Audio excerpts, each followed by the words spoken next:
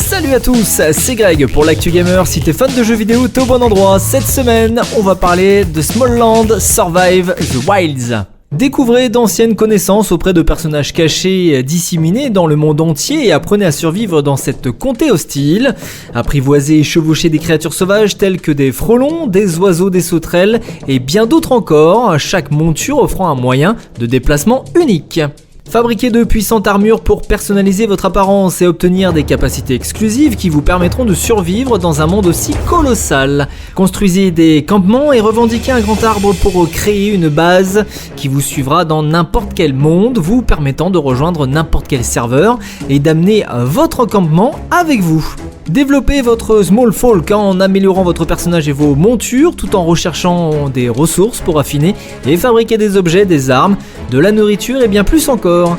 Les joueurs sont invités à explorer le monde en solo ou avec jusqu'à 9 amis supplémentaires en multijoueur pour conquérir le monde de ses habitants. Smalland Survive the Wilds est sorti depuis le 7 et 8 décembre dernier sur PC, PS4, PS5, Xbox One, Xbox Series et Nintendo Switch. Et pour clôturer l'Actu Gamer, on va parler de Vampire the Masquerade Bloodlines 2 Unsanctioned Edition. Vous avez été créé lors d'une insurrection vampire et votre existence provoque une guerre entre les différentes factions de vampires qui dirigent Seattle. Alors pour survivre, vous devrez choisir un clan et lier des alliances risquées avec les factions concurrentes dans un monde qui sera impacté par le moindre de vos choix. Alors déchaînez aussi vos pouvoirs surnaturels contre vos proies, mais pensez toujours à surveiller vos arrières pour éviter que ne soit brisée la mascarade, cette loi du secret absolu qui masque la société vampire à l'humanité. Vampire the Masquerade Bloodlines 2 propose le jeu de base, le DLC de précommande First Blood ainsi que le Unsanctioned Blood Pack, le tout accompagné d'un steelbook.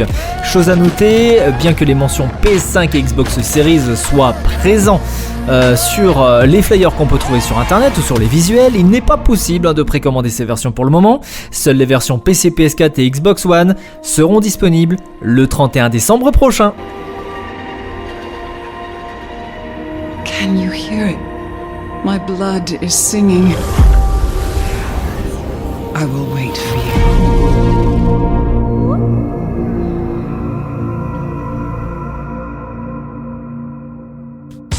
C'était Greg pour l'Actu Gamer, bon game et à la semaine prochaine.